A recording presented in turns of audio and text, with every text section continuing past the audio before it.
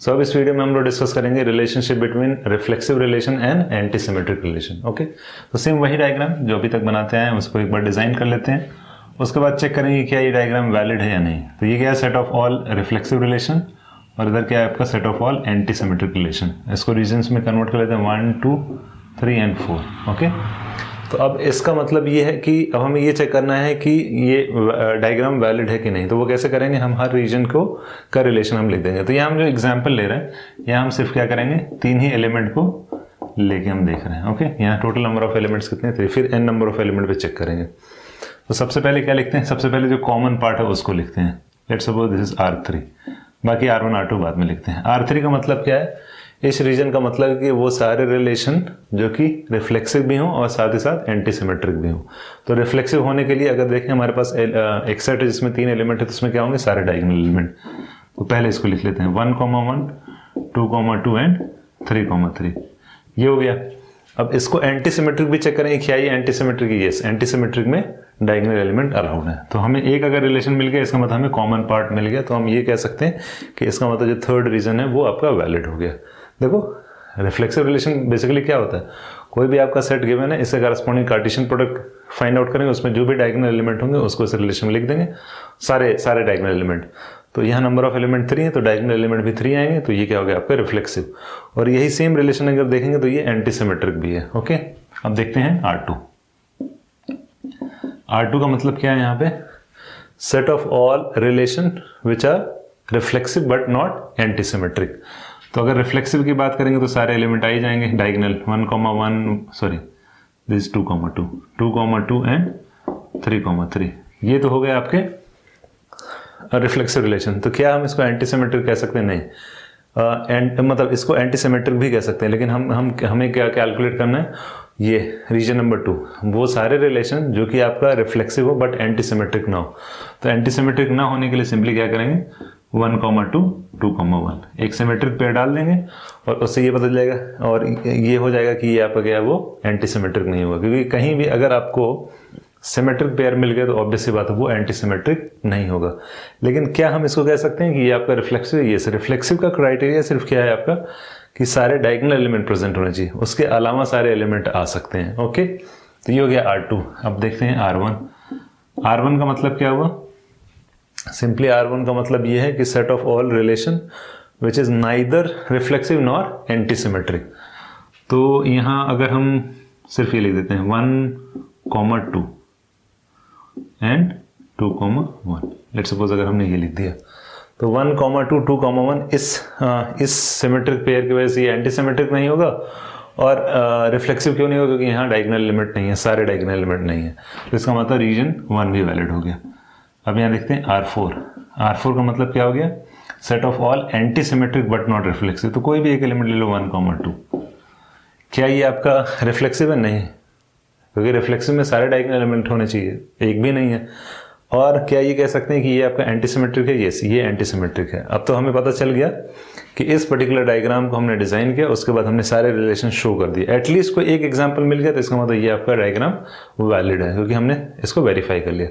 अब हमें पता क्या है, हमें सिर्फ पता है कि नंबर ऑफ रिफ्लेक्सिव रिलेशन कितने होते हैं और number of anti symmetric relation है। तो हम लिख लेते हैं, उसके बाद इसको हम सॉल्व करते हैं। तो नंबर ऑफ रिफ्लेक्सिव रिलेशन, तो ये हो गया नंबर ऑफ रिफ्लेक्सिव रिलेशन, और ये हो गया number of anti symmetric relation.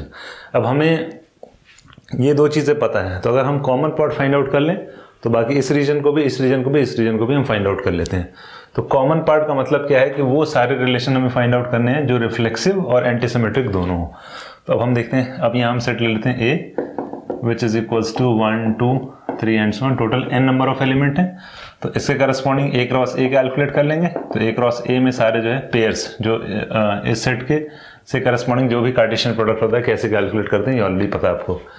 इसमें टोटल नंबर ऑफ एलिमेंट्स कितने आएंगे, n², यानी इसमें n² एलिमेंट होंगे टोटल। अब हमें क्या करना है, A क्रॉस A हम लिख लेते हैं। तो इसमें A क्रॉस A में क्या आ जाएगा, 1, 1, 2, 2, 3, 3 एंड सो ऑन n, ये आ जाएगा। उसके बाद क्या शुरू हो जाएगा, 1, 2, 1 एंड सो ऑन। तो ये सारे क्या हैं आपके डायगोनल एलिमेंट हैं, और ये क्या है नॉन डायगोनल एलिमेंट। तो डायगोनल एलिमेंट कितने होते हैं, n, और नॉन डायगोनल एलिमेंट कितने होते हैं, एन स्क्वायर माइनस एन, या इसको सिंप्लीफाई कर दें n into n minus one. Fine, तो ये हो गया। अब हमें ये फाइंड आउट करना है कि set of all relation which are reflexive and antisymmetric. तो देखो रिफ्लेक्सिव होने के लिए तो हमें तो सारे एलिमेंट को यहाँ इंक्लूड करना पड़ेगा। ओके, तो हमारे पास सिर्फ एक ही चॉइस है, इसको हमें इंक्लूड करना है। हम कैलकुलेट क्या कर रहे हैं, आर इंटरसेक्शन ए, ये हम फाइंड आउट करें कि कितने नंबर ऑफ रिलेशंस आएंगे। तो हमें सारे एलिमेंट यानी जो डायगोनल एलिमेंट है उनको इंक्लूड करना ही पड़ेगा। क्यों? क्योंकि रिफ्लेक्सिव की डेफिनेशन क्या होती है कि अगर नंबर ऑफ एलिमेंट्स हमारे पास सेट में n है तो इसके करस्पॉन्डिंग जो कार्टेशियन प्रोडक्ट कैलकुलेट करेंगे उसमें जितने भी डायगोनल एलिमेंट होंगे सबको इंक्लूड करना पड़ेगा। ओके, अब आते हैं नॉन डायगोनल।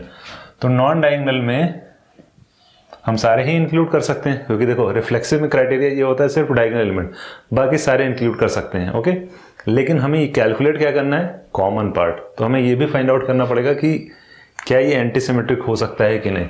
तो अगर इन दोनों एलिमेंट को इंक्लूड कर देंगे तो क्या एंटीसिमेट्रिक होगा? नहीं होगा। क्यों नहीं होगा? क्योंकि सिमेट्रिक पेयर एंटीसिमेट्रिक रिलेशन में अलाउड ही नहीं है। तो अब यहाँ देखो क्या क्या पॉसिबिलिटी आएगी। पहली पॉसिबिलिटी ये हो सकती है कि अगर हम 1,2 को इंक्लूड करें तो क्या ये एंटीसिमेट्रिक होगा? हाँ। दूसरी पॉसिबिलिटी क्या हो सकती है कि 2,1 के इंक्लूड कर लें। देखो या तो हम इसको इंक्लूड कर सकते हैं या तो इसको इंक्लूड कर सकते हैं। अगर इसको इंक्लूड करेंगे तो हमें इसको एक्सक्लूड करना पड़ेगा, और इसको अगर इंक्लूड करेंगे तो इसको एक्सक्लूड करना पड़ेगा। ओके, दोनों मतलब। तीसरी पॉसिबिलिटी हो सकती है कि इन दोनों को ही ना इंक्लूड करें। तो टोटल पॉसिबिलिटी कितनी आ रही है? 3। तो टोटल पॉसिबिलिटी आएगी 3, और नंबर ऑफ एलिमेंट्स कितने होंगे? देखो total number of non diagonal कितने, n into n minus one. लेकिन हम यहाँ पेयर की बात कर रहे हैं। देखो यहाँ हम जो कैलकुलेशन कैलकुलेट कर रहे हैं यहाँ पे वो पेयर के टर्म में, कि अगर 1,2 2,1 एक पेयर हमने लिया है तो इसमें टोटल पॉसिबिलिटी कितनी आ रही? 3। ठीक है, और हम इसको ले रहे हैं पेयर में, तो यहाँ नंबर ऑफ पेयर कितने हो जाएंगे? n into n minus one by 2। Fine, तो इधर हो जाएगा 3 to the power n into n minus one divided by 2, और इधर एक पॉसिबिलिटी, तो इन दोनों को मल्टीप्लाई करेंगे तो 3 to the power n into n minus one by 2। ये हो जाएगा हमारा, इतने नंबर ऑफ रिलेशंस आएंगे जो कि रिफ्लेक्सिव और एंटीसिमेट्रिक दोनों होंगे। फाइन, अब देखो अब हमें एक चीज मिल गई। तो अगर हमें 3 मिल गया तो हम क्या करेंगे? 2 कैलकुलेट कर सकते हैं। तो 2 कैसे कैलकुलेट करेंगे? ये आपका रीजन नंबर 3 हमने कैलकुलेट कर लिया। अब रीजन नंबर 2 देखते हैं। तो रीजन नंबर 2 के रीजन नंबर 2 कैलकुलेट करने के लिए कि आपने अगर ये कैलकुलेट किया region number 2 which is region number 2 का मतलब क्या है? रीजन नंबर 2 का मतलब है r माइनस ए। ओके, ये क्या है? अगर इसमें से हम क्या करेंगे, 3 वाले पार्ट को सब्ट्रैक्ट करेंगे तो हमें सेकंड वाला मिल जाएगा, विच इज इक्वल्स टू क्या आ जाएगा? Number of reflexive relation minus R intersection A. अगर इसको यहाँ सब्स्टिट्यूट कर देंगे, आर की वैल्यू क्या है यहाँ पे? 2 to the power n into n minus one. 2 to the power n into n minus one, ये हमको मिल गया, minus R intersection A already calculate कर चुके हैं, 3 to the power n into n minus one divided by 2। तो इतने relation होंगे जो कि रिफ्लेक्सिव तो होंगे बट वो एंटीसिमेट्रिक नहीं होंगे। रीजन नंबर 2 का मतलब क्या है? Set of all relation which are reflexive but not antisymmetric. Okay, next अब रीजन नंबर हम 4 कैलकुलेट कर लें। रीजन नंबर 4 क्या हो जाएगा? a minus R which is equals to number of antisymmetric relation minus R intersection A. Simple. तो number of A हमें already पता है, नंबर ऑफ ए का मतलब number of antisymmetric relation, 2 to the power n multiplied by 3 to the power n into n minus one divided by 2 minus 3 to the power n into n minus one divided by 2। ये हो जाएगा number of set of all antisymmetric relation but not reflexive. मतलब वो सारे relation होंगे जो कि antisymmetric तो होंगे बट वो रिफ्लेक्सिव नहीं होंगे। अब हमें कैलकुलेट करना है रीजन नंबर 1। तो रीजन नंबर 1 का मतलब क्या हुआ? तो रीजन नंबर 1 बेसिकली क्या है? Set of all relation which are neither reflexive nor antisymmetric. तो इसको कैसे कैलकुलेट करेंगे? तो जो भी आपका यूनिवर्सल सेट होगा, यूनिवर्सल सेट क्या है? 2 to the power n square. Set of all relation क्या होते हैं? 2 to the power n square. उसमें से क्या करेंगे? ये जो पार्ट है जो आपको 2 3 4 रीजन दिख रहा है उसमें सब्ट्रैक्ट करेंगे तो बाकी हमें मिल जाएगा, which is equals to 2 to the power n square minus, यहाँ क्या कर देंगे? यहाँ अगर इसको देखो, इसमें एक इंटरेस्टिंग चीज़ है कि अगर हम क्या करेंगे, यहाँ हम कैलकुलेट कर देंगे